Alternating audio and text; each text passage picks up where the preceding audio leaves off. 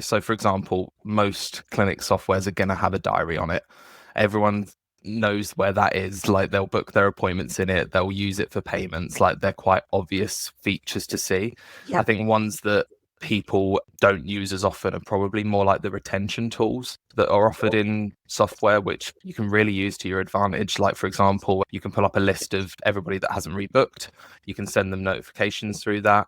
You can set up, say, ratings emails to go out so you can start building your Google review kind of portfolio, those kinds of things where they automatically work in the background or aren't so at the forefront of what you see when you go into a software. Those are the most underutilized things, I would say, where you can really start generating that return on investment that we're talking about. And do you think that's because people are just not doing it even manually? Or do you think that's because people are doing it manually and haven't ever explored that the software could then do this for them? It's probably a combination of both. If you don't know that it's there, you're not going to know it's there and you're not going to use it. Sometimes this is why we really plug that we should have a account setup consultation with you at the start when you take on your account with us.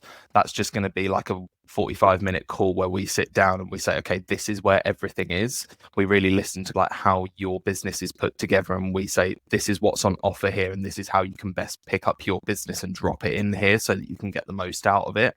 And we find that the people that do take on those calls tend to get the most value out of Jane, at least, because that's what I can speak for, from when they have those calls from the outset. And usually within 2 of those calls, you're up and running and you have somebody, as we said before, like holding your hand through that whole process so that you can alleviate some of that stress at the start of moving over to something new where you might feel like you're on your own. You're never on your own with us.